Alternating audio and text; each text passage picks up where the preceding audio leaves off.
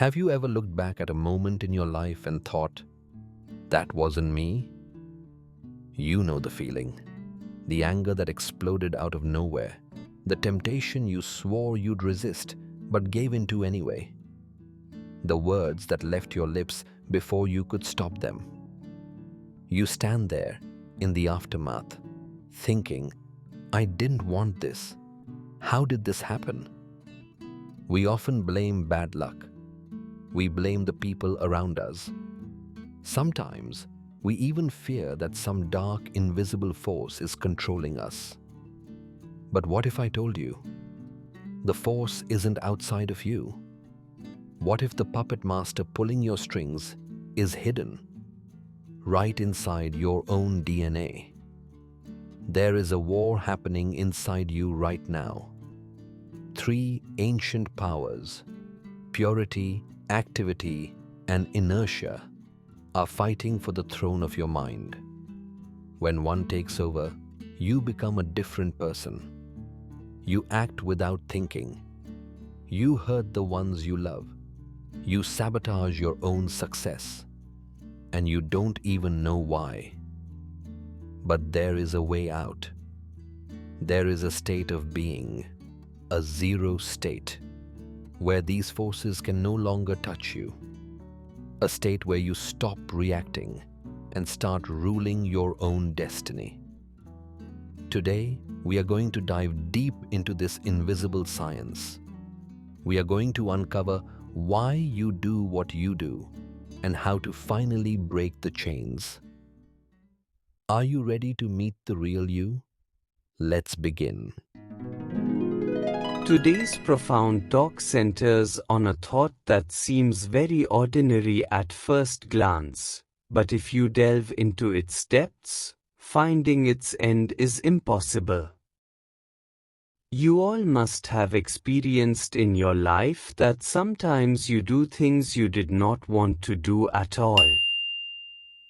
If you look back at your entire life, many incidents will come before you where actions you never intended to perform happen through you. Afterward, you might tell your friends, I did not want this, how did it happen? This happens to all of us in some form or another. When this occurs, we often believe some unknown power compelled us, or perhaps an evil force caused us to commit a wrong deed. Conversely, when something good happens, we think God made us do it. Both perspectives are correct. When a wrong deed occurs, there are indeed many reasons for it. There are evil powers in this world, and some people do use them. If someone wishes to harm you, they may use these forces to bring trouble into your life. If you are deeply connected to God and fully surrendered, the effect on you will be minimal. However, the person doing this to you will eventually face destruction when their time comes, though you may not witness it. According to the law of karma, that person will fall into deep trouble. This is a vast science, and while it happens, it does not happen frequently because the person intending harm must prepare significantly. So, instead of focusing on that, let me analyze from a spiritual perspective why good and bad actions happen through you. Mostly, it is not evil powers that compel you to act. It is vital to understand that our lives run according to 3 qualities, known as purity, activity, and inertia. These 3 powers are like Brahma, Vishnu, and Mahesh. One creates, one sustains, and one unites us with God. These 3 powers exist even in the atom. Those with even a little knowledge of science know that there are three basic particles in an atom: the electron, the positron, and the neutron. The electron carries a negative charge. It is the destructive power, representing Mahesh.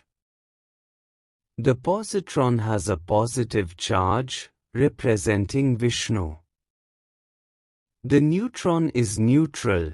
It is Brahma, the form of truth. Just as these three powers exist in matter within the atom, and just as Brahma, Vishnu, and Mahesh exist to run the universe, three powers exist to run us: purity, activity, and inertia. These three powers maintain a balance within us. In some people, purity predominates; in others, inertia is stronger; and in some, activity leads. The ratio of these qualities keeps changing. It changes every day, and sometimes it can change every moment. In general, however, some individuals mostly stay in purity, some in inertia, and others in activity. Now, the person living in inertia, after eating, drinking, and engaging in worldly actions, primarily seeks rest. The person of activity quality cannot sit still at all. He must keep doing something. He will work at his workplace, come home, and immediately start another task. Even on a holiday, he cannot sit idle. That is activity quality. The person of purity quality remains calm. You might be confused if you compare a person of purity quality with a person of inertia quality, as both may look like they are doing nothing. However, the person of purity remains aware from within. He may not be performing outer work, but he is busy internally. The person of inertia quality, on the other hand, remains in a slumber-like state. Whichever quality is dominant in our lives determines the actions we perform, often without us realizing it. If a wrong deed happens through you, understand that quality of inertia was dominant at that moment. You may not realize it because you are unaware of which quality you spend most of your time in. I will tell you a small story so you can understand the contribution of these qualities in life. There was a student who used to study in his room. Through his window, he could see an old woman living opposite him. She was quite wealthy. People would come to her, and she would lend money on interest, keeping some of their goods as collateral. She charged high interest, yet she was so weak and old that one wondered what she would do with the money. This student kept watching her.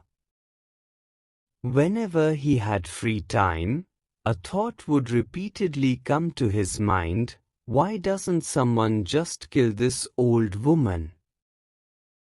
This was a thought born of inertia, simply because he saw her daily.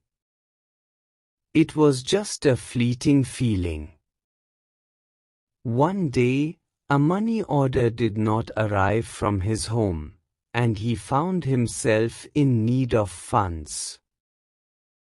Finding no other way, he went to this woman with his watch and said, "Take this watch and give me some money." The woman looked at the watch and agreed to give only half of what he asked. As she examined the watch, he sat there gazing at her. It was a 2000 rupee watch, and she was offering only 500. Suddenly, he stood up, walked over to the woman, and merely placed his hand on her neck. To his shock, the woman died instantly. He was astonished and terrified. He put his watch back in his pocket, returned to his room, lay down, and slept. Later, he began to think, how did I do this? I only went to talk to her, yet my hand reached her neck, and she was finished. Through his thoughts and feelings alone, the tamas quality within him had reached its peak. Unintentionally, the woman died at his hands. He was just a boy and could not hide his deed. The police came but could not find the culprit. After 2 days, he went to the police station himself because quality of purity was also present within him. He confessed, I did this. It happened through me. I did not want to do it, but it happened. However, the police did not believe him, and since there was no proof, he was released. My point here is that inertia became dominant in the boy. Though quality of purity was there, but at that moment, virtues of activity and inertia formed a chain, and later characteristics of purity completed the triangle. Where there is inertia, activity and purity also exist. Whichever is dominant determines the action that happens through you. If virtue of activity is dominant, you will keep working, but quality of inertia will eventually step in to reduce your activity, making you tired so you seek rest. The purity balances inertia and activity so that your life remains peaceful. But sometimes, this balance is lost, and a mistake occurs. This happens often in families. If two brothers are fighting, one might go to the other thinking, I will talk to him, explain things, and normalize our relationship. He approaches with the intent of activity. However, because there is underlying anger, inertia is present. Upon reaching there, virtue of inertia flares up, and he ends up fighting with his brother. In some extreme situations, he might even kill him. There are no evil powers involved here, it is simply the three powers within you. You cannot predict which power will flare up and in what form. You see this yourself, you may not want to fight, yet suddenly you are fighting. Consider a person who has earned great wealth through attribute of activity and wants to use it for a good cause. He thinks, I should build a temple. Influenced briefly by virtue of purity, but with the priority of activity quality, he establishes a temple. He starts considering himself very superior. Soon, ego takes over because the work was driven by attribute of activity. The virtue of purity appeared only briefly to direct the money there. Consequently, the temple that was built eventually becomes a place of business rather than worship.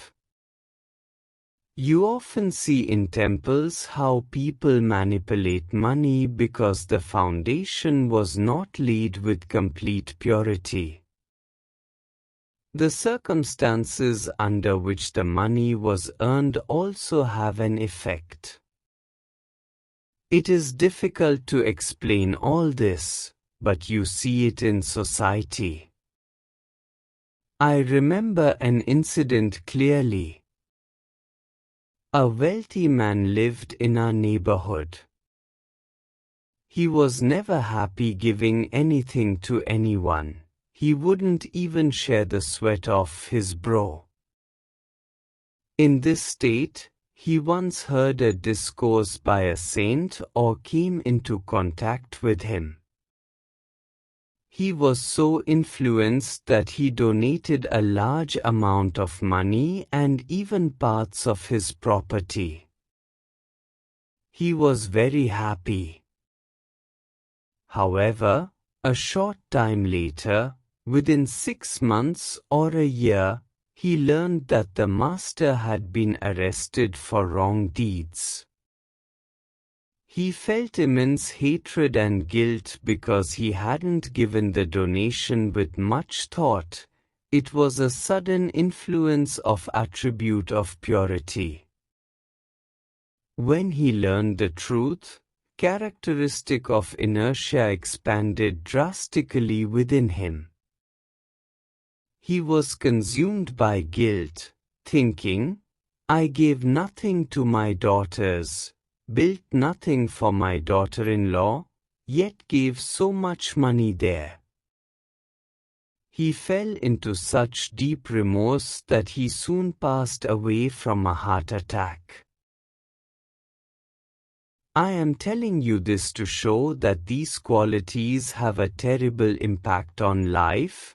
When purity arises, when activity arises, and when inertia arises. God keeps these three balanced, but each seeks dominance because they affect you through the state of your mind. You may not want to eat something, but under the influence of quality of activity, you eat it, get trapped in inertia, and fall sick. The desire is within the person, the object of desire is outside. The object is not at fault. Your desire and your characteristic of inertia lead you there, trapping you in a circle. A person keeps revolving within these three qualities. Whichever is dominant dictates the action, and the result of that action eventually takes you back to the state where it began. If you want to rise above qualities of purity, activity, and inertia so these mistakes do not happen, there is only one way: you must become transcendence. The transcendence state is one where neither inertia, nor purity nor activity influences you. All three qualities must be in balance. When they are balanced, you rise above them. You enter a state of no mind, you become transcendence. As soon as you achieve this, the world remains the same, but you are no longer attracted to anything. You will find no excessive joy in food, in running around, or even in religious rituals. You will witness everything and continue to act, but you will remain above it all. Reaching the transcendency state is the most joyful thing in life. If you stay in attribute of activity, you earn money but face trouble later. If you stay in quality of inertia, trouble is guaranteed. The virtue of purity comes to very few, and if it becomes excessive, it creates ego and arrogance. Therefore, you must rise above all three and enter the transcendent state, the zero state where no quality dominates. When you are balanced, you become desireless. When you are desireless, you become choiceless. And when you are desireless and choiceless, consciousness begins to develop within you. As consciousness expands, you reach the state of super-consciousness, which takes you to the highest peak. I will tell you a story about a transcendence so you can understand this state deeply. There was a man who was an exceptional archer. He presented himself at the king's court, claiming no one in the kingdom was better. He succeeded in every competition, even shooting down a flying bird. The king was about to grant him the title of Great Archer when the king's sage spoke up. "Your Majesty," he said, "I know an archer much greater than this man." The king asked to bring him, but the sage replied, "He does not travel. Send this man to him, and he will realize true greatness." So, the king sent the archer to the sage's acquaintance, an elderly man. The archer arrived and saw that the old man had no bow or arrow. He asked, "You have no bow and arrow, how are you an archer?" The old man gave no answer. The archer stayed for a few days, demonstrating his own skills. He saw that the birds he killed with great difficulty, the old man could kill simply by looking at them.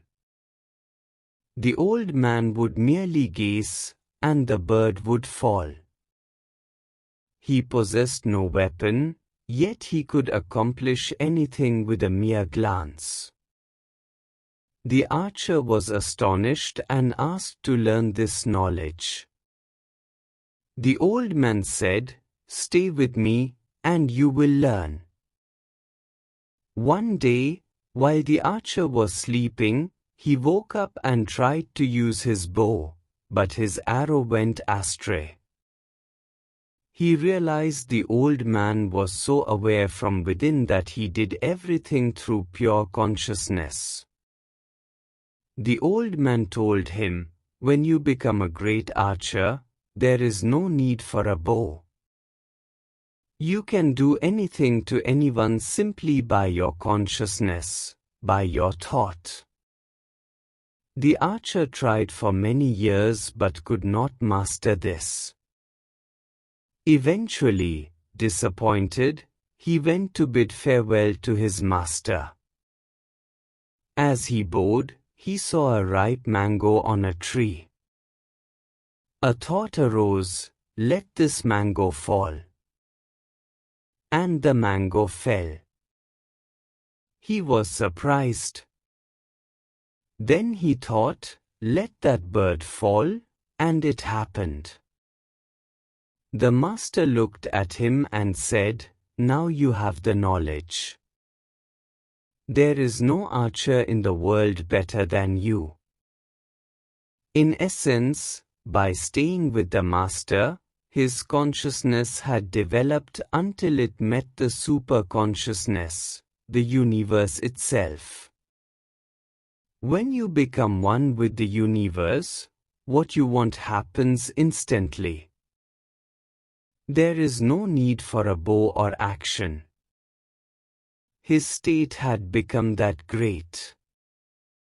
This means when you become transcendence and rise above the qualities, your consciousness develops and merges with the super-consciousness. Whether the drop meets the ocean or the ocean meets the drop, it is the same. He had become the form of the universe. Whatever you think, simply by thinking, it happens.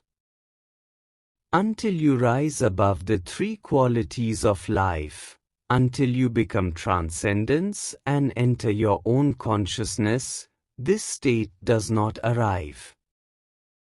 But when it does, there is no difference between you and God. Initially, you will not desire anything, but whatever you do desire, you will receive immediately. So, strive to reach the transcendent state. Rise above the three qualities. You will become pure like gold, and in that purity and peace, consciousness will develop. The great emptiness will arise within you.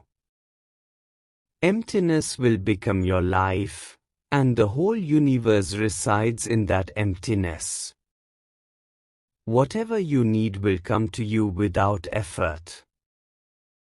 Life will find stability, and in that stability, you will become established in wisdom, the very form of God. No desire will torment you, and you will experience the peak of existence. Make this the great goal of your life, directing all your powers toward it so you may become the form of the universe and rise above all petty emotions. Thank you.